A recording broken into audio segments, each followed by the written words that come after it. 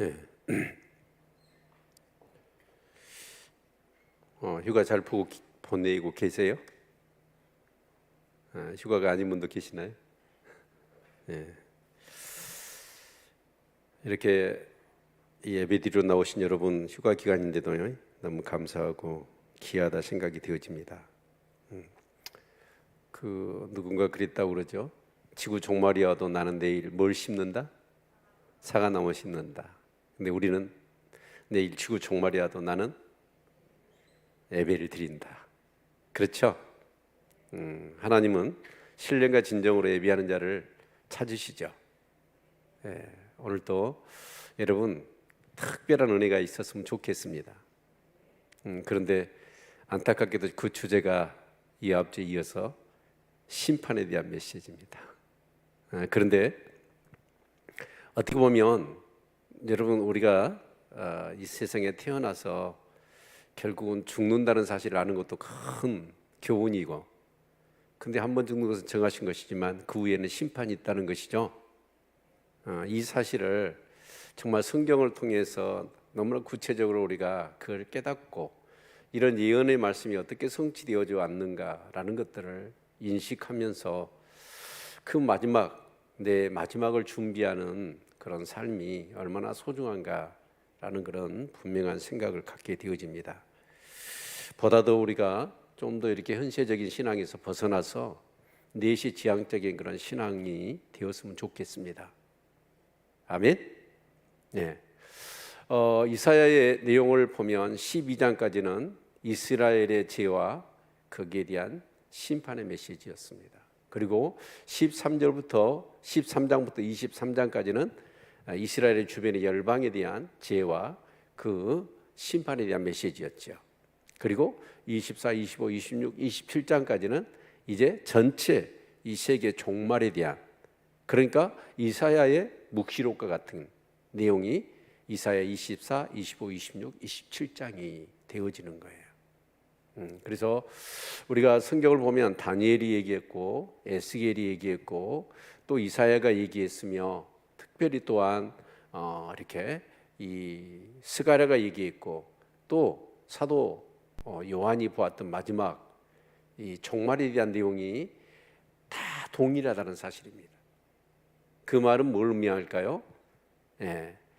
이 세상의 세계관은 몇 가지가 있는데, 특별히 이렇게 불교에서는 윤회 돌고 돈다고 그러잖아요. 그런데 우리 기독교의 세계관은 뭐냐면 알파 오메가가 되십니다. 그래서 처음과 끝이 되신 하나님이십니다. 그래서 우리가 태어나면 반드시 죽어요. 시작이 있으면 끝이 있다, 그 말입니다. 그런데 이 성경도 뭘 얘기하고 있냐면 바로 모든 세상이 계속해서 흘러간 게 아니라 이제 종말이 있다는 거예요. 그리고 그 종말에는 심판이 있을 것을 말씀하고 있습니다. 그런데 놀랍게도 이 성경은 그 사실에 대해서 너무나 구체적으로 말씀을 해주고 있다라는 것입니다. 그래서 이러한 사실들을 통해서 특히 우리는 믿음을 가져야 되죠. 이제 우주적으로 주님이 오시지 않는다면 우리는 개인적으로 주님 앞에 설 겁니다. 근데 우주적으로 임했던 그런 심판과 더불어 여러분, 우리 개인적으로 하나님 앞에 죽어서 이제 하나님 심판 앞에 설 텐데 그 심판은 어쩔까요? 다를까요? 아니에요. 똑같을 겁니다. 그래서 여러분, 우리가 정말 이러한 사실들을 분명하게 안다면 얼마나 오늘 우리가 살아가는 세상 속에서 여러분 정말 밀도 있는 삶을 살겠습니까? 그러겠죠? 자, 그래서 이 앞주에 우리가 이렇게 살펴보았지만 이제 그 감람나무에서 포도나무에서 막 흔든다고 그랬잖아요. 그럼 다 떨어져요. 근데 남아있는 게 있어요. 누가 남을까요? 저요 해야죠. 저와 여러분이 남을 수 있기를 바랍니다. 떨어지면 안 돼요. 그렇죠? 그러면 그 감람나무나 포도나무를 막 흔들어 버리잖아요. 그러면 여러분 떨어진 게 많을까요? 붙어 있는 게 많을까요? 떨어진 게 많지요. 남아 있는 것은 극히 소수일 겁니다. 그것을 여러 심판의 경우를 통해서 말씀해 주고 있지요. 노아의 홍수 심판을 통해서 살아남은 자가 몇 명이었어요?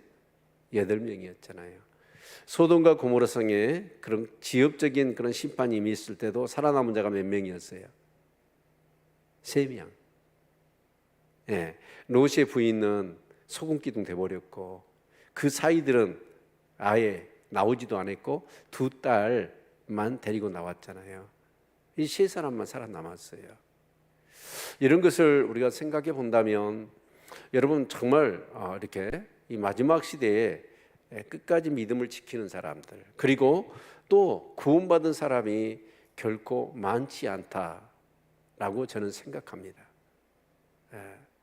그래서 오늘 말씀을 통해서도 저와 여러분이 은혜가 되고 도전이 되었으면 좋겠습니다. 아멘.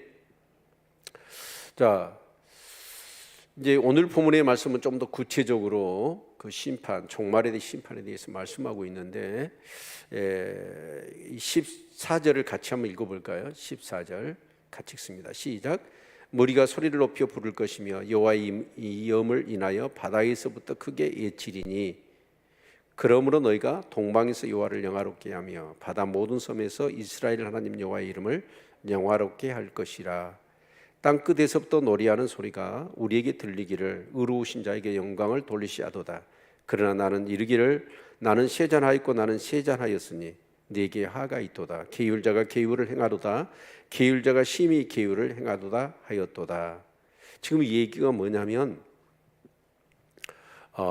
이제 그 심판이 종말의 심판이 임한 거예요. 그러면 이런 심판이 임할 거다라고 하나님이 말씀을 하셨잖아요. 근데 그 심판이 이렇게 임했을 때, 종말이 임했을 때 그 장면을 보면서 사람들이 어떻게 될 거라는 거예요. 여호와의 이음을 이렇게 이 소리 높여서 부르게 될 거다. 그 얘기를 하고 있는 거예요. 그러니까 말로만 이렇게 하나님이 심판한다라는 게 아니라 실제로 이제 그런 일들이 딱 일어난다고 생각해 보십시오. 그럼 어떻게 될까요? 그 장면을 목도하면 이제 크게 이제 이렇게 되어질 겁니다. 여호와의 날은 항상 양면이 있다고 그랬지요. 한쪽은 구원을 받고 한쪽은 심판을 받잖아요. 그렇죠? 그래서 이제 심판을 받는 사람들은 입장에서는 그 하나님의 그 말씀대로 그대로 심판을 행하시는 그 하나님을 보면서 그분의 이음을 찬양하게 될 거라는 거예요. 그런데 그렇지 못한 부류들은 심판을 받을 텐데 그 심판은 바로 사람에게 임하고 그 땅에 임합니다. 그리고 마지막으로 그 사람들을 배도하게 하고 하나님을 믿지 못하게 했던 악한 영들에 대해서 심판이 있을 거다라는 것이 오늘 본문의 내용이에요. 그렇죠? 예. 그래서 심판은 어떻게 온다고요? 3중으로 와요. 첫 번째 사람에게 오고, 두 번째는 그 땅에 오고, 세 번째는 사단과 악한 영들, 그리고 그 악한 영들에게 부역했던 그런 이 땅의 권세자들에게 심판이 임할 거다라고 말씀을 하고 있습니다. 그래서 저와 여러분도 여러분 진짜 우리가 이런 심판이 올 때에 정말 하나님을 찬송할 수 있기를 바랍니다. 아멘.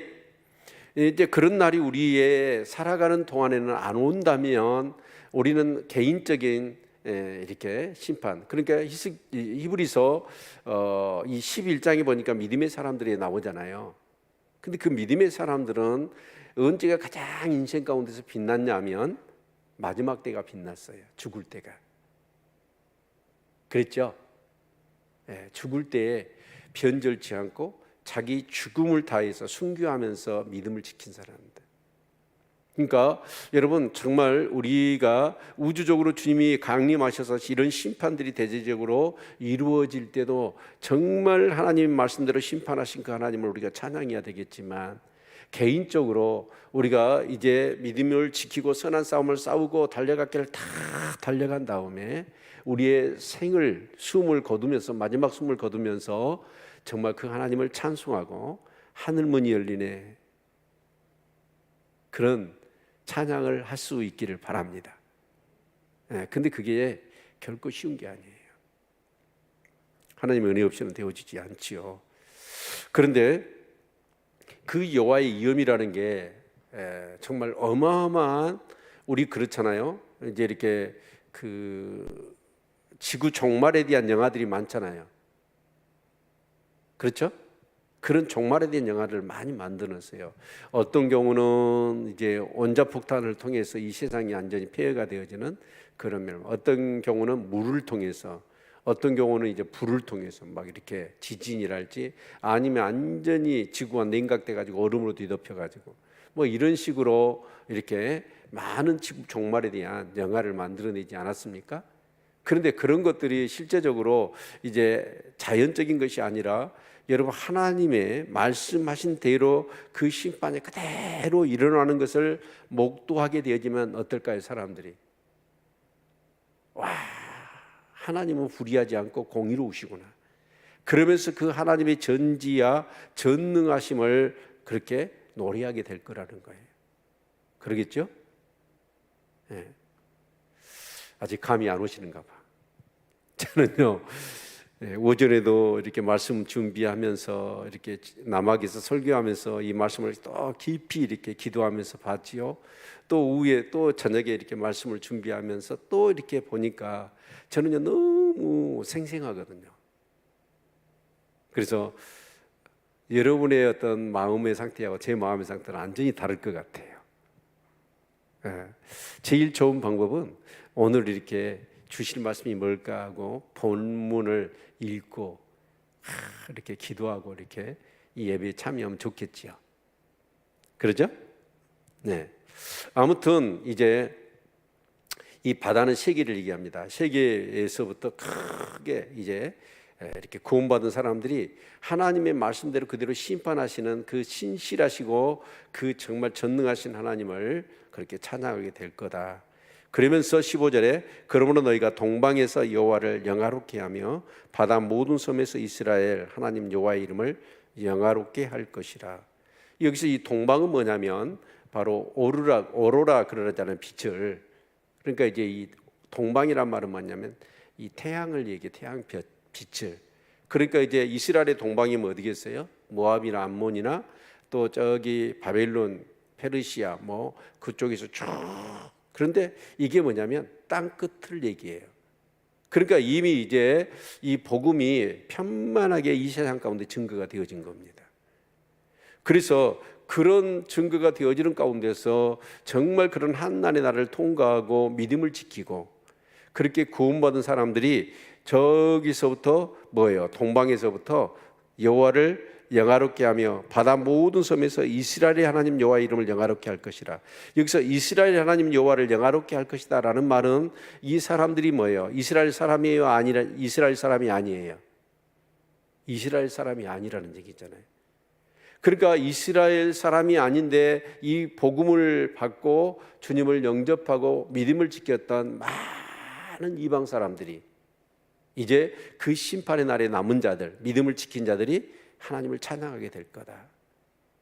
그래서 나온 얘기가 16절에 땅끝이라는 게 나오잖아요. 그 사도행전 1장 8절에 보니까 오직 성령이 너희에게 임하시면 너희가 권능을 받고 예루살렘과 온 유대와 사마리아와 땅끝까지 이르러 내 증인이 될 것이라고 그랬죠. 그래서 그 땅끝까지 주의 복음이 이제 증거가 되어진 겁니다. 그래야 주님이 오시니까. 아멘. 네. 그래서 땅끝에서부터 노래하는 소리가 우리에게 들리기를 의로우신 자에게 영광을 돌리시 하도다. 의로우신 자에게 영광을 돌린다. 심판이 임했거든요. 심판이 임했을 때 여기 체력이라는 말을 썼는데 이 의로우시라는 뭐냐면 공의롭다 그런 뜻입니다. 정말 구원받은 사람들이 이 땅을 하나님이 심판하시는 건 너무나 의로우신 일입니다 라고 하면서 많은 사람들이 동방에서부터 땅끝에서부터 몰려오면서 하나님을 찬양하게 될 거다라는 얘기를 하고 있어요. 거기에 우리가 끼어야 되고 우리 후손들이 거기에 참여해야 될 줄로 믿습니다. 아멘. 네. 그런데 그 중간에 보면 그러나 나는 이르기를 나는 세잔하였고 나는 세잔하였으니 네게 하가 있도다. 계율자가 계율을 행하도다. 계율자가 심히 계율을 행하도다 하였도다. 그런데 이사야 선지자는 그 모습을 보면서 그 한 쌍을 보면서 자기는 어쩌냐면 굉장히 세잔했다는 거예요. 세잔했단 말이 뭔 말이에요? 쇠약해졌다. 그리고 하가 네게 있다라는 얘기입니다. 실제로 여러분 쇠약해진 사람이 누구고 하를 받는 사람이 누구죠? 하나님을 믿지 않는 사람. 그러니까 여기 계율이라고 얘기하고 있습니다. 4번 얘기하고 있는데 원래 이 계율이라는 단어는 원어 성경에는 5번이 나와요. 이 계율은 뭐예요? 예, 계율은 뭐냐면 배반하는 거예요. 배도하는 거. 그렇죠? 네? 배도하는 일이 있는데 그것을 굉장히 강조한 거예요. 유대인들은 강조하려면 어떻게 했는데요? 반복한다고 그랬잖아요. 반복. 그러니까 배반하였고 배반을 하였도다. 그리고 배반하였고 심히 배반했다. 이런 얘기입니다. 그러니까 이제 마지막 때 되어지면 많은 사람들이 주님을 배반하게 된다는 거예요. 그렇죠? 네, 우리가 데살로니가후서 2장의 말씀을 보면 데살로니가에 여러분 주님이 막 오신다라고 하는 재림에 대한 그런 메시지가 막 넘쳐났습니다. 그러니까 이제 사람들이 뭘 하냐면 그 옛날 다미성교회처럼 주님의 오신다고 그러니까 일상의 삶을 사는 게 아니라 다 사표 써버리고 교회 모여가지고 뭔만 해요? 기도만 하고 있는 거예요. 그래서 우리 데살로니가후서 2장을 한번 볼까요?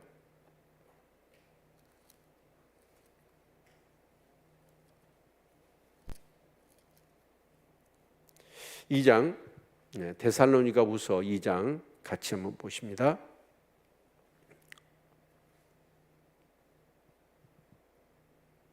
1절부터 3절까지 보시면 형제들아 우리가 너희에게 구하는 것은 우리 주 예수 그리스도의 강림하심과 우리가 그 앞에 모임에 관하여 혹 용으로나 혹 말로나 혹 우리에게서 받았다는 편지로나 주의 날이 이르렀다고 동심하거나 두려워하거나 하지 아니할 그것이라. 그러니까 이 말은 뭐 말하냐면 주님이 뭐한다?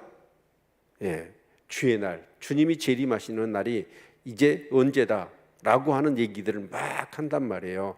그러면 그런 말에 쉽게 미혹되지 말아라.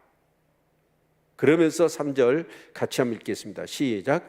누가 아무렇게 하여도 너희가 미혹하지 말라. 먼저 배도하는 일이 있고 저 불법의 사람 곧 멸망의 아들이 나타나기 전에는 이르지 아니하리니. 그러니까 이 2가지 사건이 일어나기 전에는 주님이 오시지 않는다는 얘기예요. 그러면 주님이 오시기 전에 2가지 사건은 뭐예요? 첫째, 많은 사람이 배도할 거다. 그렇죠? 요즘 어떤 것 같아요? 배도한 사람이 많아요, 적어요? 굉장히 많죠. 주님 오실 때 가까웠다는 거예요. 그래서 많은 사람이 배도할 것이다. 그리고 2번째가 뭐냐면 불법의 사랑 곧 멸망의 아들 적그리스도를 얘기해요. 적그리스도가 딱 서게 될 거라는 거예요. 그러면 우리는 뭘 알아야 돼요? 아, 주님 오실 때가 가까웠구나. 그런데 이런 일들이 일어나기 전에 사람들이 어쩌면 자꾸 주님이 언제 온다, 며칠 날 온다 막 그렇게 얘기를 한단 말이에요. 그러니까 사람들이 어떻게 해요? 순전한 사람들이 그 말을 믿고 어떻게 합니까? 자꾸 따르다 보니까 주님이 안 오시거든요. 그러니까 양치기 소년처럼 결국은 어떻게 되냐? 주님이 오심에 대해서도 사람들이 무감각해져 버리는 거예요. 그래서 이런 것들을 잘 분별하라라는 얘기입니다. 자, 그러면 오늘 다시 본문으로 돌아가서 보면 자, 배반하고 심히 배반했다. 사람들이. 근데 그런 사람들이 결국 뭘 하더라? 하나님의 무서운 심판 가운데 있는 것을 이 이사야 선지자가 보면서 너무나 마음이 아픈 거예요. 실제로 하를 당하는 사람은 배반한 사람들이고 하나님을 믿지 않은 사람들이 쇠약해져 가는데 실제로 그 모습을 바라보았던 이사야의 마음이 너무 마음이 아픈 거잖아요. 우리 그렇잖아요. 이렇게 저희 어머니는 항상 그랬어요. 명절 때 자식이 안 오잖아요. 그럼 온 자식들을 이뻐해주고 그래야 될 텐데 안 온 자식만 걱정하니라고 노사 그러셨거든요. 그러니까 이제 이 이사야의 마음이 하나님의 마음이 한마디로 다 구원받기로 하는데 사람들이 어째요? 믿음을 지키지 못하고 배반해 버리는 거예요. 그래서 결국은 그 무서운 하나님의 종말의 심판 가운데 임하는 그 모습을 바라봤을 때 그 심판도 이만저만한 심판이 아니라, 여러분 이 요한계시록에 보십시오. 여러분 7 인을 때잖아요. 7 나팔 있잖아요. 7 대접재앙이 있잖아요. 여러분 계속해서 재앙이 임해요. 심판이. 그 심판 앞에 살아남을 자가 없는데 그 무서운 그런 심판을 받는 그들의 모습을 바라보며 결국에는 멸망받아 지옥으로 가는 그 모습을 이 이사야가 바라보면서 너무 마음이 아픈 거예요. 여러분 우리 가족 가운데 그런 사람이 없어야 되겠죠. 아멘. 아마 내 이런 마지막 때랄지 아니면 우리가 살아서도 예수 믿지 않고 온전하게 예수 믿지 않고 여러분 정말 생을 마치게 되어지면 내 가족 중에, 내 자녀들 가운데, 내 부모 중에 얼마나 마음이 안타까워요. 그런 것처럼 이사야 마음이 너무 마음이 이렇게 아팠다가 그런 얘기를 하는 것입니다.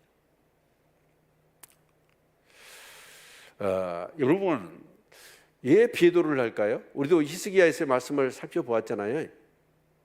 예, 하나님의 말씀의 능력도 맛보고 내시도 맛보고 성령의 은사도 경험하고 또 그 영광 빛의 비추임도 받았잖아요. 근데 그런 사람들이 어떻게 하죠? 하나님을 비도해요. 여러분은 어떠시나요? 이 무서운 심판들이 이제 적그리스도가 와서 이제 우리 그 요한계시록에 있는 말씀처럼 너 예수 믿을래 안 믿을래? 그러면 죽인다고 그러는데, 여러분 그런 상황 가운데서도 그 히브리서 12장의 믿음의 선지들처럼 여러분 정말 죽음으로써 내 믿음을 지킬 수 있는 그런 믿음이 되시느냐 하는 거예요. 근데 그게 안 되면 아마 믿음을 못 지킬걸요? 주님을 부인해 버릴 수도 있어요. 그래서 여러분 우리가 마태복음 13장을 보면, 우리 마태복음 13장으로 한번 가봅시다. 아니, 귀한 휴가 기간에 이렇게 예배드리러 오셨으니까 은혜 받으셔야죠. 아멘. 네. 여기 마태복음 13장을 보면 천국 비유예요. 그렇죠? 천국의 여러 가지 비유로 이렇게 말씀을 해주시는데, 첫 번째가 씨 뿌리는 비유가 나와요. 그 다음에 뭐죠? 가라지 비유가 나오죠. 그 다음에 겨자씨와 누룩 비유가 나옵니다. 그 다음에 뭐가 나와요? 밭에 감추인 포와 그리고 진주, 값진 진주를 찾는 진주 장사 얘기가 나오죠. 그리고 마지막 7째로 그물 비유가 나와요. 그런데 이 내용을 보면 이게 뭐냐면 하나님의 나라, 천국은 이와 같으니라 라고 하면서 비유로 말씀하시지 않습니까? 자, 그러면 여러분 이 씨 뿌리는 비유, 씨 뿌리는 뭐예요? 하나님의 복음이 뿌려지면 그 가운데서 하나님의 나라가 뿌려지는 것이 하나님의 나라가 시작된다는 얘기입니다. 그렇죠? 그런데 씨만 뿌렸는데 거기에 뭐가 생겨요? 가라지가 생겨요. 그래서 이 가라지를 뽑아야 되는데 뽑으려고 했더니 뭐라고 그래요? 주인이 가라지 뽑다가 알곡을 상한다. 그래서 그대로 두라고 얘기합니다. 심판날까지, 추수 때까지.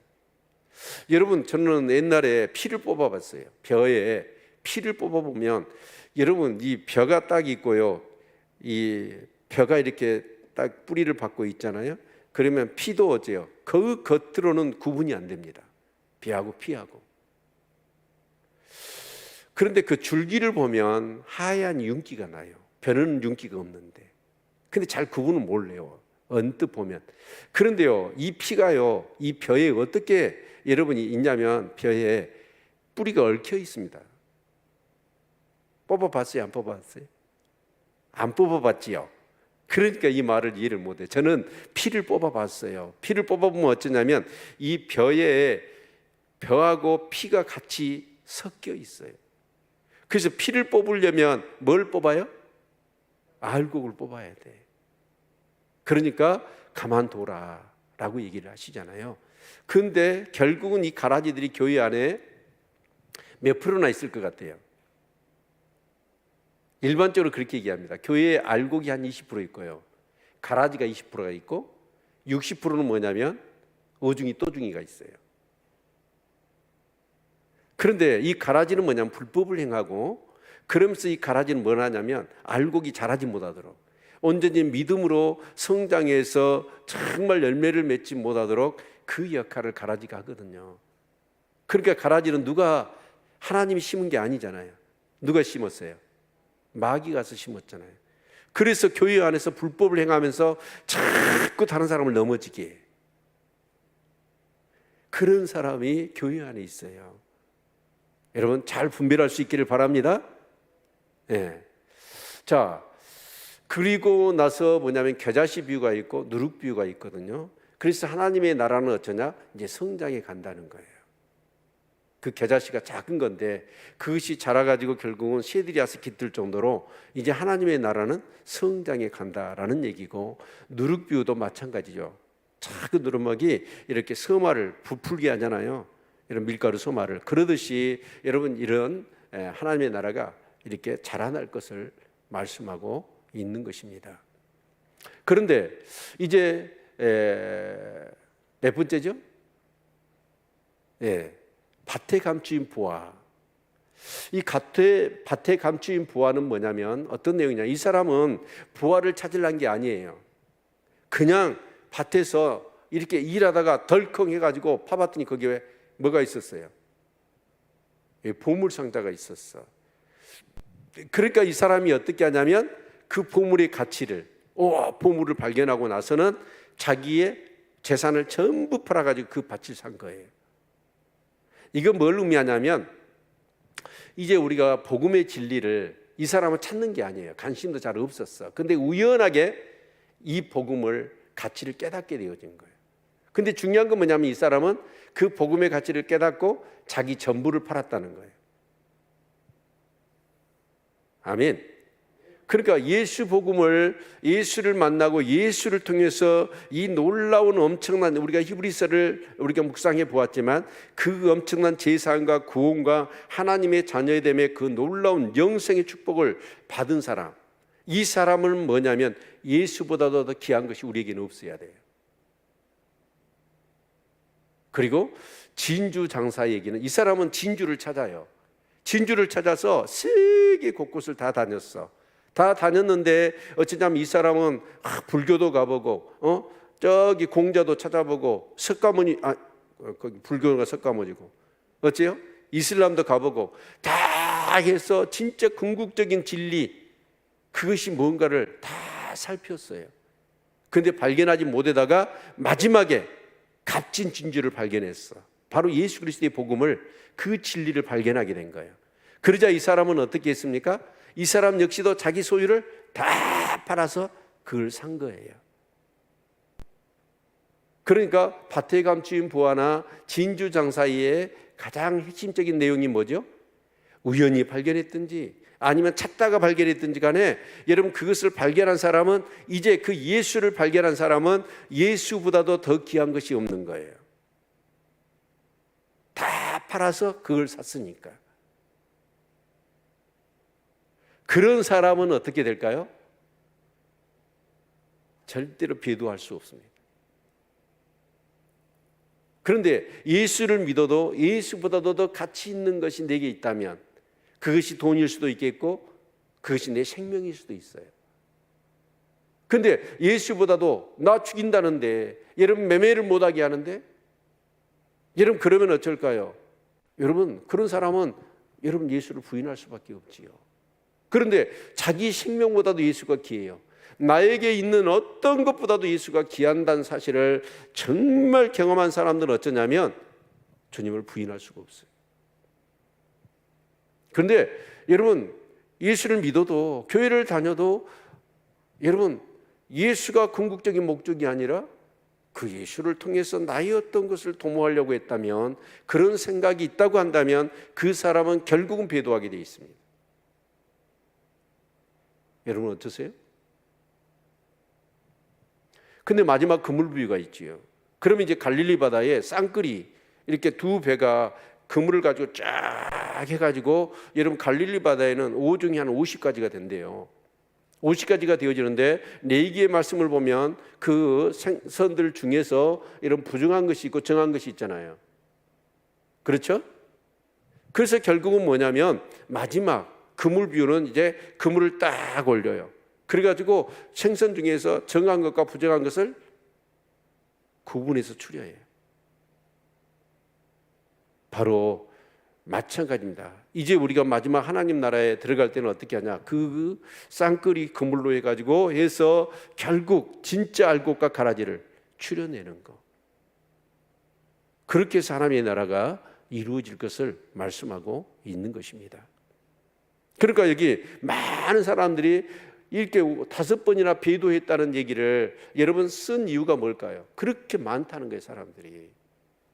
근데 그런 사람들은 전부 다 뭐냐면 예수가 목적이 아니고 예수가 정말 나의 최고라는 그런 최고 가치라는 생각을 갖지 않고 예수보다도 뭔가 나에게 있는 것이 더 귀하다고 여기는 사람, 결국 그런 사람들은 주님을 배도하게 되더라는 것이죠. 여러분 어떠세요? 예수보다도 귀한 것은 없습니까? 우리 찬양하잖아요. 주 예수보다도 귀한 것 없다고. 그런 사람들은 어쩌냐? 이걸 진실로 여러분 깨닫고 체험하고 그것을 확신하는 사람은 어쩌냐면 흔들리지 않아요.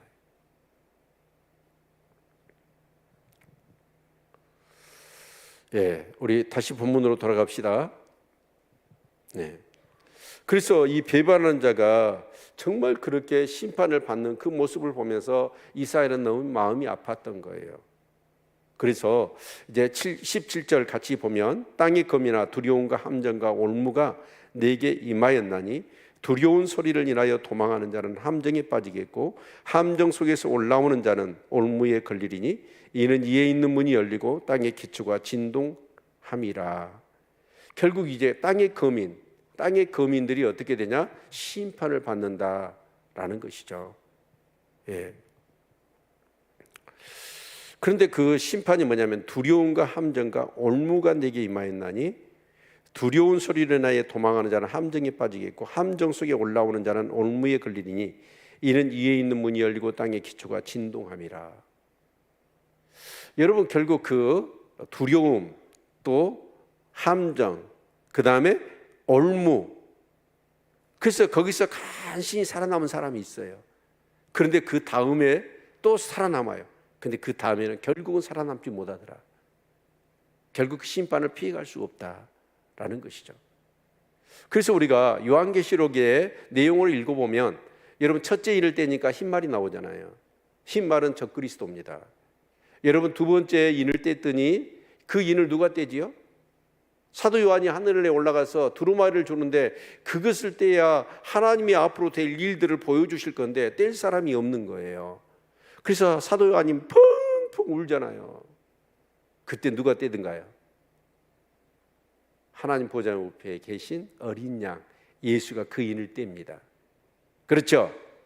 그래서 그 인을 하나 떼니까 딱 흰말이 나와. 그건 적그리스도라고 그랬어요. 두 번째 말은 적항식 말이 나옵니다. 전쟁입니다. 그리고 세 번째 말은 검은 말이죠. 그래서 한 데나리 안에 밀 한 대요, 한 데나리 안에 밀 세 대라, 보리 세 대라 라고 하면서 결국은 뭐냐면 우리 지금 우크라이나 러시아 전쟁이 일어나니까 이 곡식 문제가 심각하지 않습니까? 이제 그런 어떤 양식의 문제가 생긴 거지요. 그리고 이 네 번째 이 인을 뗐더니 이 청황색 말이 나오잖아요. 사분질의 땅의 권세를 받아가지고 사람을 막 죽이는 거예요. 여러분 그리고 나서 다섯째 인을 떼니까 그 순교를 당한 사람이 하나님 앞에 탄식하며 이 피를 갚아달라고 신원해달라고 그렇게 기도하는 내용이 나옵니다. 그리고 여섯째 인을 뗐더니 지진이 일어나면서 여러분 어떻게 합니까? 해가 총단같이 검어지고 그 달이 피같이 붉어지는 그런 재앙이 임하게 되어지죠. 그리고 일곱째 인을 떼니까 이제 이 일곱 나팔을 가진 천사들이 딱 등장하고 있는 거예요. 그리고 이제 첫 번째 천사가 나팔을 붑니다. 나팔을 불었더니 이런 피 섞인 우박이 불처럼 쏟아지는 거예요. 예. 그리고 두 번째 이 천사가 나팔을 불었더니 이 불붙은 산이 막 바다에 빠지는 거예요. 그게 뭐냐면 하산입니다. 하산이 폭발해 가지고 막 산이 통째로 불이 붙어 가지고 막 바다로 빠지는데, 그러면서 이 바다에 뭐냐면 생물이 3분의 1이 죽습니다. 그리고 세 번째 그 나팔을 보니까 유성, 불붙은 별들이 막 떨어진 바다에, 그래가지고 바다가 오염되어지는 거예요. 그리고 이렇게 땅에 있는 물들이 다 오염이 되어지는 그런 일들이 일어나고, 넷째 나팔 흑암재앙이 있잖아요. 흑암재앙. 그리고 다섯 번째가 이제 질병이 생겨요. 그래서 그 무적행에서 이렇게 이 항충 같은 것이 나와가지고 이 정갈처럼 사람을 막 쏘아서 병을, 근데 이때 사람들이 어쩌냐면 죽고 싶어도 죽지를 못합니다. 그리고 여섯째 나팔을 불었더니 그 무정에서 누가 나오냐면 악한 영이 나와요. 그러면서 아마겟돈 전쟁을 준비하잖아요. 그리고 이제 일곱째 나팔을 짱 불었더니 또다시 그것으로 끝난 게 아니라 이제 후반부 일곱 대접재앙이 쏟아지지 않습니까? 일곱 대접재앙이 뭐예요? 첫 번째, 엄청난 전염병이 생깁니다. 그러면서 그 원숭이 두창 아시죠? 사진으로 보셨잖아요. 온몸이 전부 다 종기로 다, 그러듯이 사람들이 막 그런 전염병이 있을 것을 얘기합니다.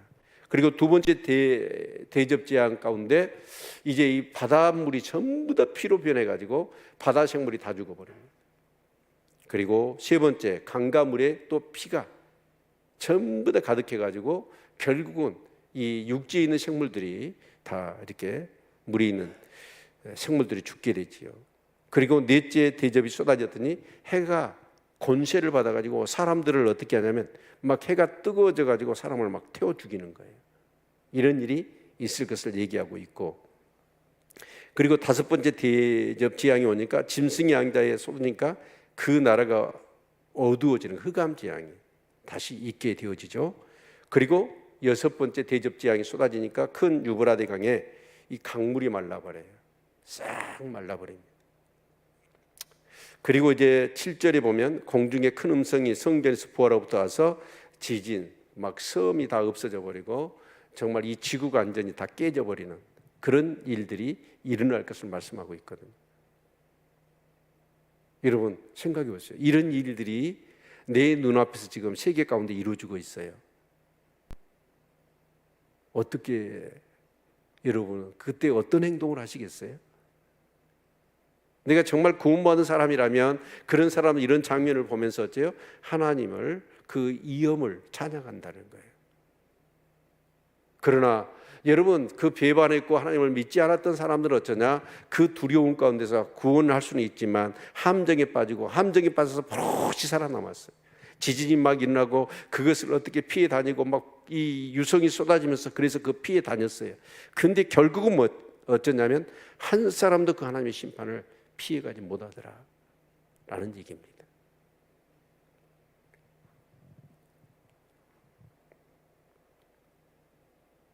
여러분 그 출애굽을 할 때 10가지 재앙이 있잖아요. 여러분 그 재앙이 자연적으로 일어난 거예요? 하나님이 주관하신 거예요? 네? 이건요 자연적으로 일어날 수가 없는 일입니다. 하나님이 주관하시는 거예요. 마찬가지입니다. 이렇게 성경에 미리 얘기하시고 이 하신 이유가 뭘까요? 이게 하나님이 하신 일이라는 것을 알도록 하기 위함이라는 거예요. 우리는 그렇습니다. 과학자들이 얘기하는 걸로 얘기하면 여러분 이 지구는 어쩌냐? 결국은 이 피조한 세계는 수명이 있어요. 수명이. 그래서 어떻게 되느냐? 이제 과학적으로 얘기하면 자꾸 엔트로피가 증가하잖아요. 그래서 이제 그 첫 번째 증상이 뭐예요? 기후가 정말 이상 징후를 바라는 것이죠. 그래서 어떻게 됩니까? 지금 이렇게 이 영국과 독일은요 에어컨을 별로 안 쓴대요. 쓸 필요가 없대요. 여름이면 그렇게 덥지 않는가 봐요. 그런데 지금 어쩌냐면 40도, 47도를 나가버리니까 지금 난리지 않습니까? 라스베가스가 1년에 이 강우량이 8mm인데 이번에 물폭탄이 쏟아져 가지고 난리가 나버렸잖아요. 사람이 죽고. 여러분 그 알프스 또 북극에 그 빙하들이 어떻게 해요? 어마어마하게 녹아버리잖아요. 그런데 물론 이것은 자연의 현상이라고 할 수 있을 것입니다. 그런데 이 요한계시록에 얘기하고 있는 마지막 때의 이 재앙은 뭐냐면 자연의 현상이 아니에요. 하나님이 주관하시는 마지막을 얘기하는 거예요. 아멘. 근데 우리가 첫 번째 재앙이 심판이었던, 여러분 그 심판은 뭐냐면 홍수의 재앙이었잖아요. 근데 그 홍수의 재앙이 어떠냐? 하늘에서 비가 40주야로 쏟아졌을 뿐만 아니라 깊은 샘들이 터졌잖아요. 여러분 지구는 원래 한 덩어리였죠, 땅이. 그런데 여러분 그 노아 홍수로 인하여 어떻게 되냐면 이 대륙이 다 이동해 버렸습니다. 깨져가지고. 그거 아시죠?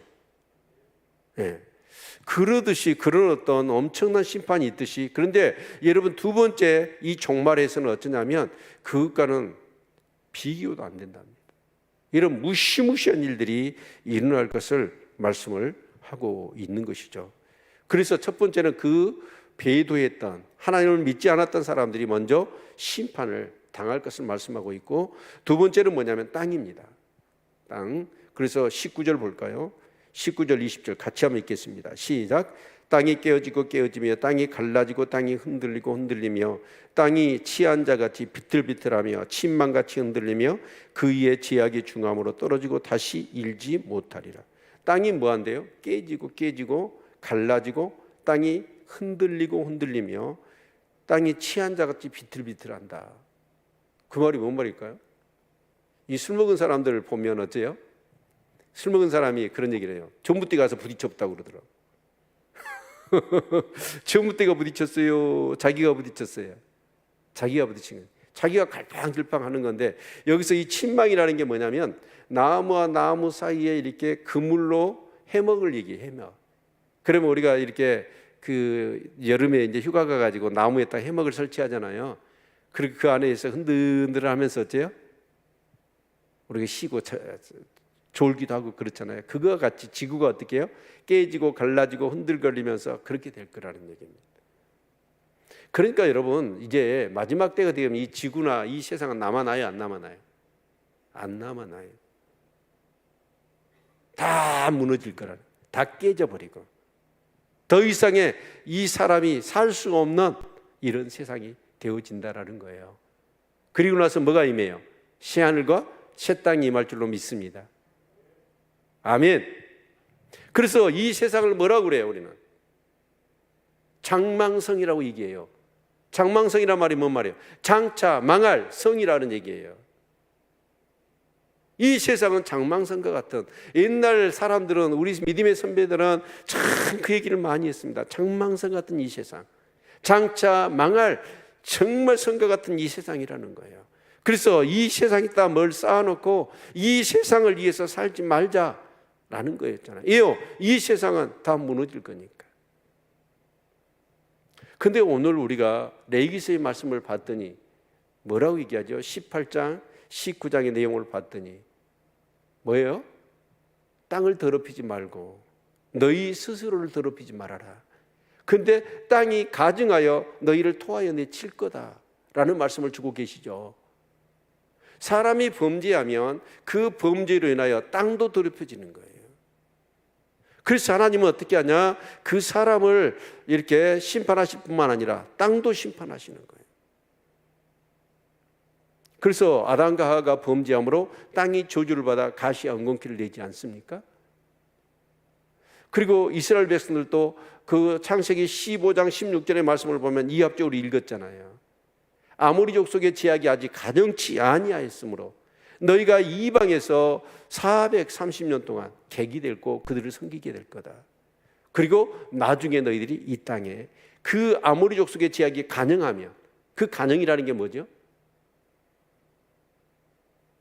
제약이 가능했다라는 것은 뭘 의미하냐면, 여기 지금 한 30명 앉아 계십니다. 30명 앉아 계신다고 할 때 여러분 여기서 한 두세 사람, 서너 사람, 뭐 3분의 1, 반, 여러분 그렇게 여러분 죄를 지으면 이건요 가능성이 있어요. 그런데 어쩌냐면 전부 다가 어째요? 지약으로 가능했어요. 다 지인이야. 그래서 소돔과 고모라성이 하나님이 아브라함한테 누구를 찾아내라고 그래요? 의인을 찾아내라고 그래. 의인을 찾아내면 그 의인 한 사람 때문에 내가 이 성을 멸망하지 않겠다. 예, 의인 한 사람이 있으면 그 세상은 소망이 있으니까. 그런데 여러분 지약이 가능하니까 결국 그래서 이스라엘 백성들이 나중에 430년 후에 이제 때가 돼서 모세를 통해서 출애굽을 하잖아요. 그래서 그 가나안의 족속을 다 진멸하라고 얘기하십니다. 그럼 그 진멸이 헤렘 전쟁이에요. 그것은 뭘로 의미하냐면 바로 하나님의 심판을 이스라엘 백성이 가서 하는 거예요. 그 성격이 있는 거죠. 아무튼 여러분 땅이 토하여 내치듯이 여러분 우리가 죄를 지으면 땅도 더럽혀진다는 사실을 여러분 기억할 수 있기를 바랍니다. 그래서 그 땅을 하나님이 심판하시는데 그 땅이 결국은 이렇게 흔들리고 갈라지고 찢어지고 그래서 남아나지 못한다는 거예요. 우리 옛날 포항에서 5.8 지진이 일어났잖아요. 지진이 일어나니까 여러분 지진 딱 일어나면 제일 먼저 사람이 관심이 어디에 있어요? 진원지가 어디냐? 그것을 물어봐요. 나하고 얼마나 뭐냐? 두 번째, 진도가 어느 정도 되냐? 얼마나 세냐? 이걸 살펴보잖아요. 그런데 이 마지막 심판 때 이 지진은 어떠냐? 여러분 진원지 살피도 필요 없고요. 그 진앙지 그리고 그 진도 강도가 어느 정도 여러분 얘기할 수가 없어요. 전체적으로 지구에 그 지진이 있어서 땅이 다 갈라져 버립니다.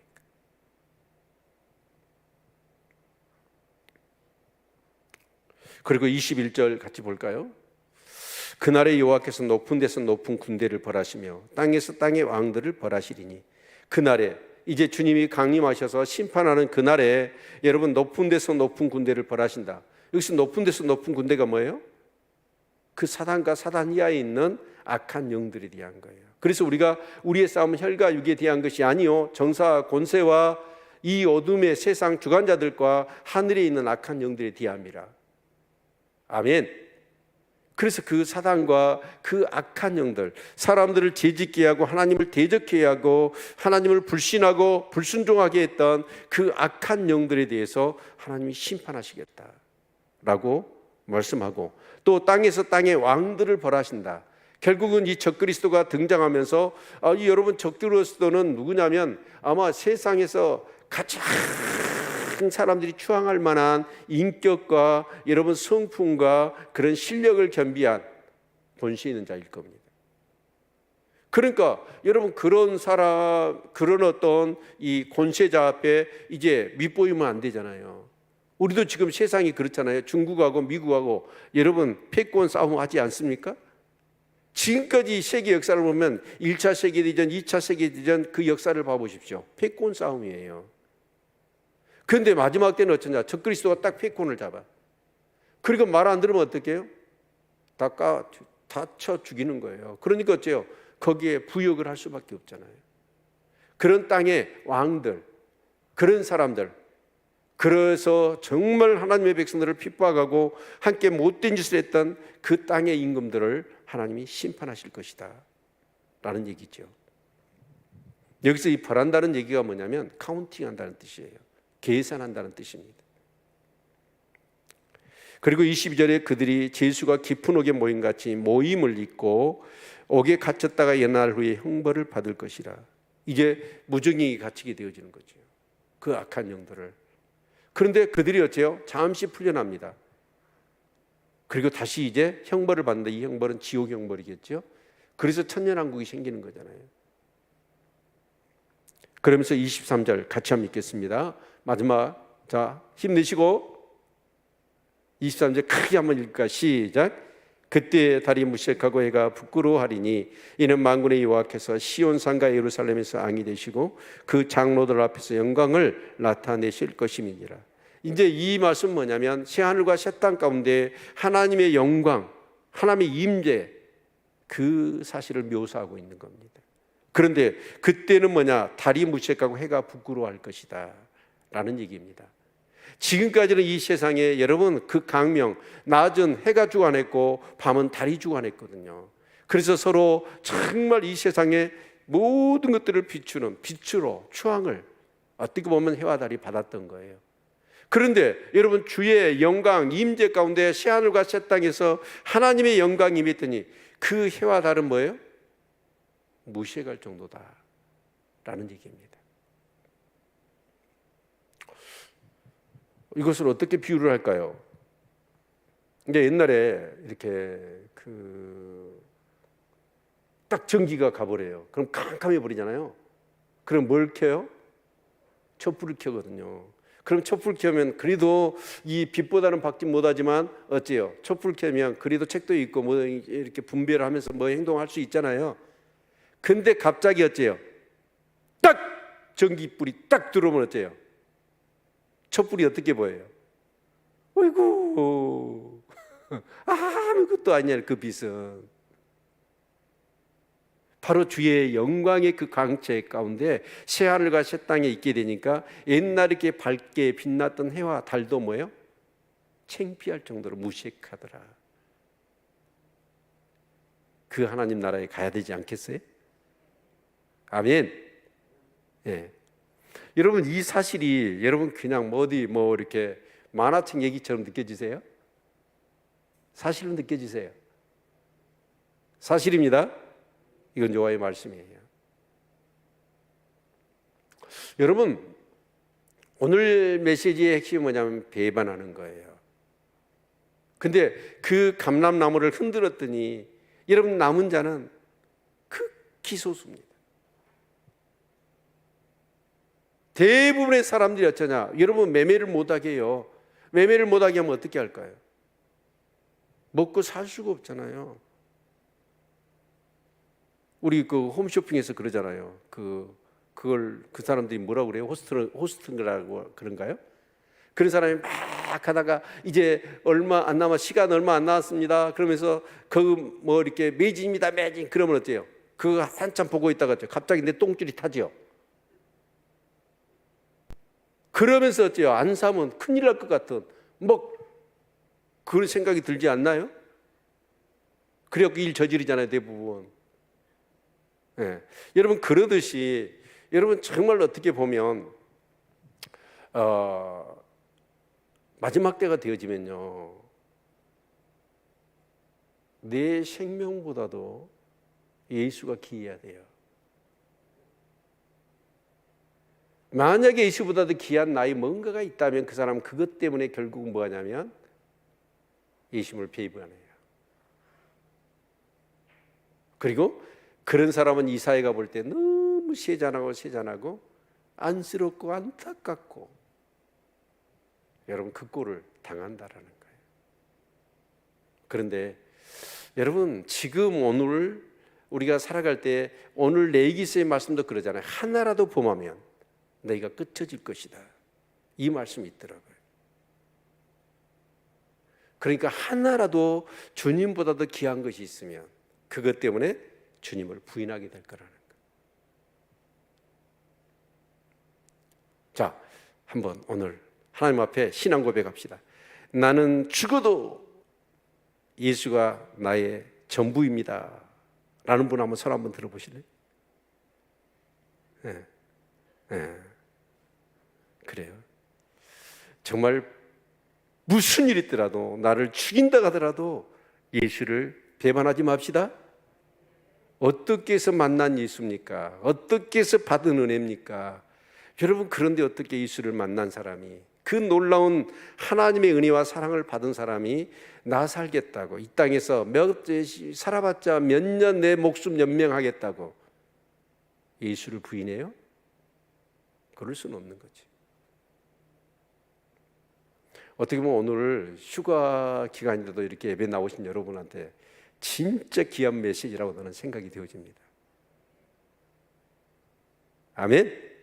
네, 승리할 수 있기를 바랍니다. 우리 한번 기도할까요? 여러분 지금은 잘할 것 같지요? 지금 잘할 것 같지요? 근데 그 상황이 닿으면 나도 모르는 사이에 부지부식간에 나는 예수를 몰라요. 베드로처럼 저주하고 맹시할지도 몰라요. 내 신앙이 지금 어떤 신앙인지, 그 무서운 어마어마한 종말의 그런 심판 가운데서 여러분 정말 그 지옥에 빠져 들어가면 되겠습니까? 기가 막힐 노릇이 아닙니까? 예수보다 귀한 건 없어야 돼요. 나에게는 예수가 귀해야 됩니다. 최고로 내 목숨보다도 내 어떤 것보다도 예수가 귀합니다. 이 믿음으로 사시기를 바랍니다.